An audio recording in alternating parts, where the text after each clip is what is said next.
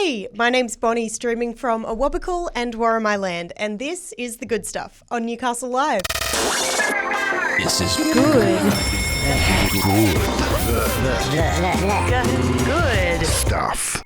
The good stuff. Coming up on the show today, we're having a chat with the lead singer of Little Birdie, Katy Steele. We'll tell you about the local musos nominated for this year's Air Awards, and local pinball wizards will want to hear about an event that Dan's going to tell us about. But first, let's find out what's happening around town tonight.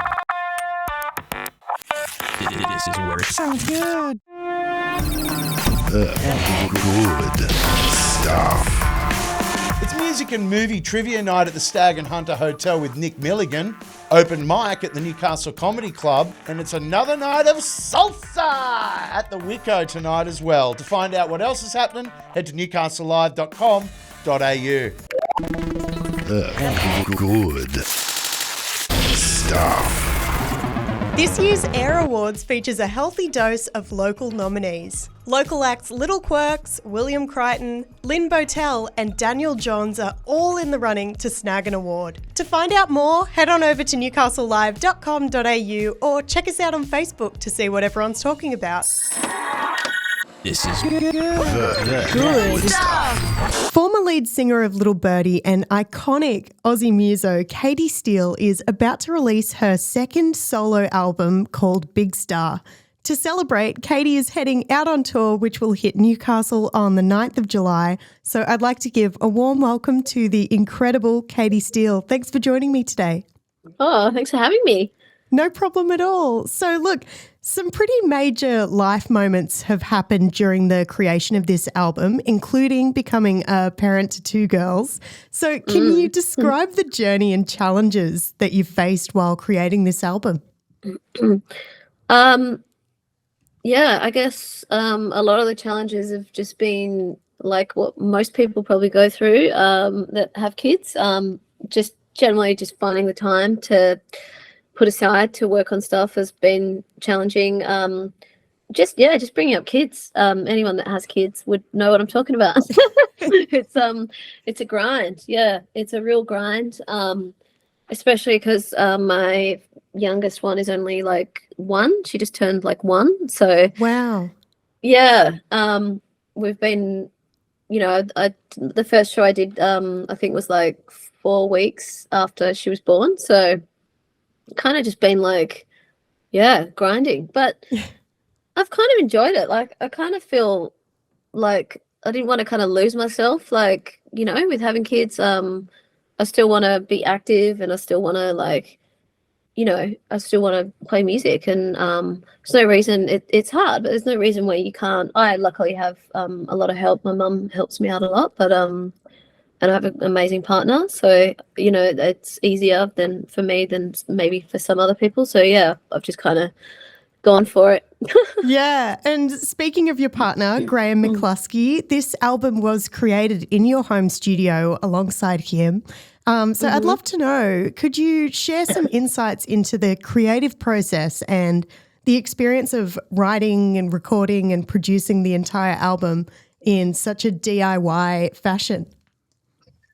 Yeah, well, it's been like just insane amount of work. Like if I was getting paid by the hour, I'd be like so rich. Yes.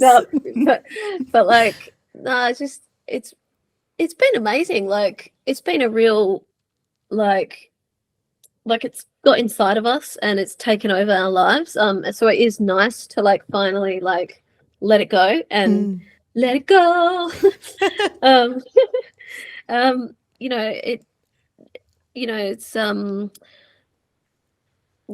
That's the only downside, I guess, when you do it at home is it does take over your life, and that is a great thing, but it's also really hard to know when something's finished, and when it's time to like let it go and just like move on. And some of the songs were finished probably a year ago, but we kind of just kept tinkering and then we like turned it back to where it was, and so that's the only like negative side. But there's so many things that we wouldn't have tried if we hadn't done it, in the home setup. So yeah, it's been great just for experimenting. And you can work at night, like kids are asleep, you go in and tinker for like an hour or do some vocals, or yeah, it's amazing being able to just have it like accessible at any time, because I feel like if I had to go somewhere sometimes it might not. Yeah, so it has its advantages and disadvantages. Yeah, it sounds really efficient and productive though. It wasn't at the start, but once we kind of started releasing songs and, you know, we had that first single and then, you know, we still hadn't finished the record when we were like, we just kept telling ourselves, it's like, it's a modern world, like you can kind of do what you want. I mean, Kanye West released a record and he like changed the mix, like took it down and changed the mix, and like no one even like, you know, like that's crazy. Like, you know, you can kind of do what you want these days, like in some ways. So yeah, we just kind of kept telling ourselves that, you know, kind of fit in the modern world, just kind of just do what you want in some ways, and that's what we've done. So look, we've heard some catchy alt pop melodies and super nostalgic synths and beats in the latest singles. Looking at the album as a whole, what's the overarching theme of Big Star if you had to pinpoint a word or a feeling? No, I think it's a lot about growth. You know, like I've kind of talked about like the song Big Star being about like having this kind of like guiding light, something that just keeps you going, you know, like that. I kind of feel like it touches on that a lot. And yeah, I think it's just generally about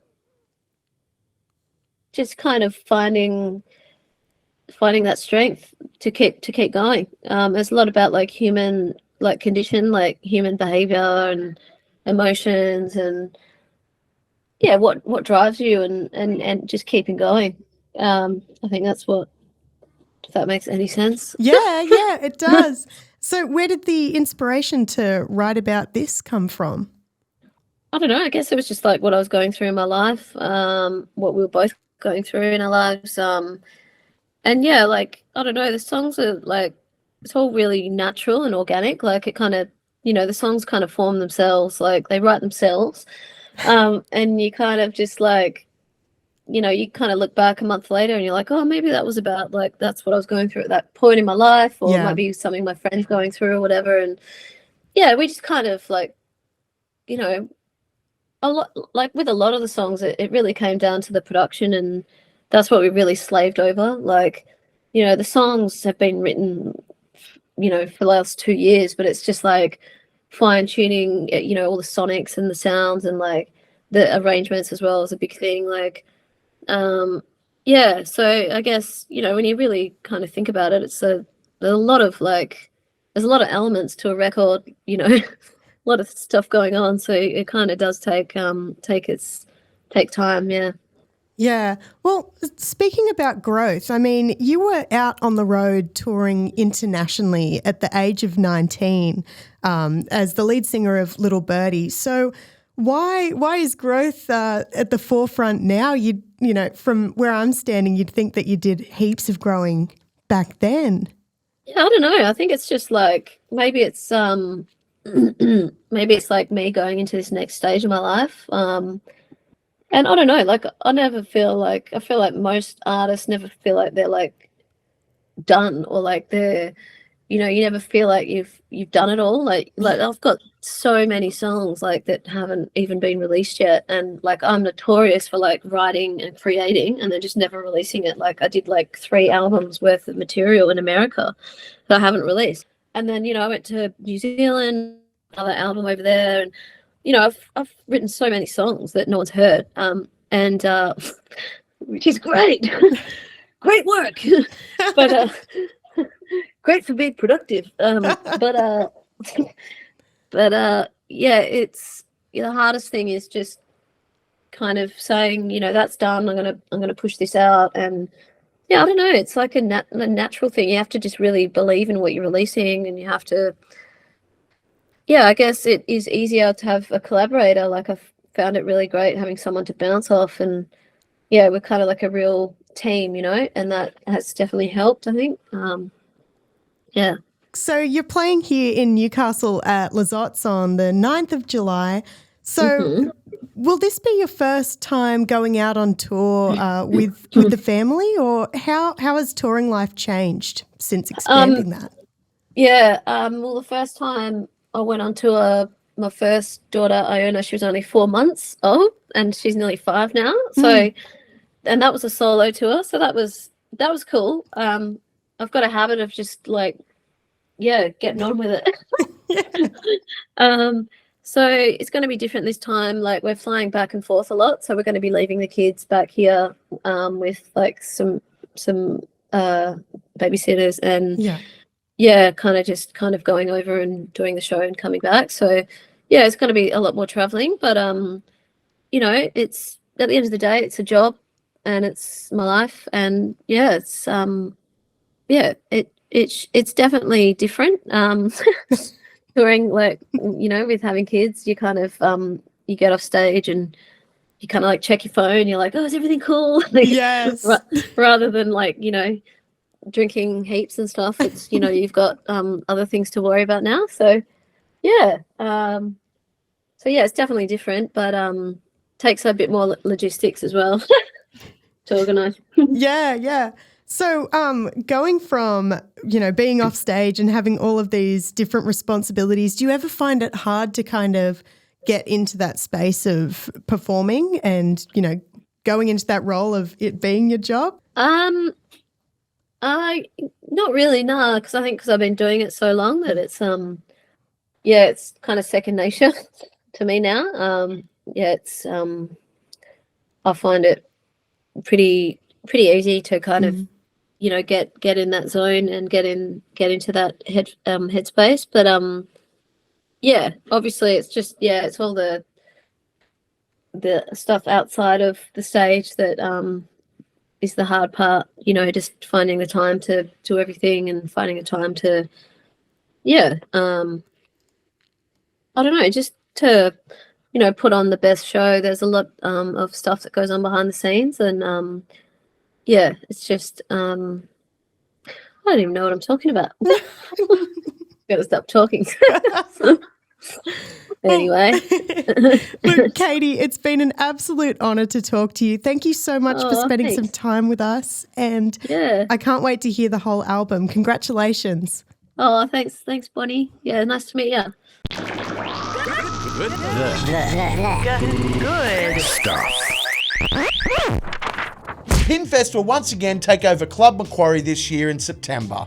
This charity event features stacks of playable machines, and this year's special guest, Gary Stern from Stern Pinball, will be on hand to talk about new trends for the silver ball.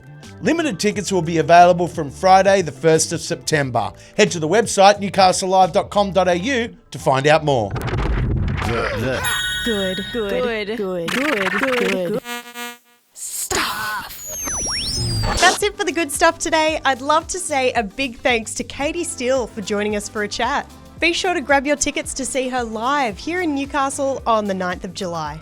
If you're into spicy happenings, be sure to hop on over to the Newcastle live stream for After Dark with Louise Wilkinson. Thanks again for joining us. We'll see you tomorrow at 4 p.m. for more of the good stuff.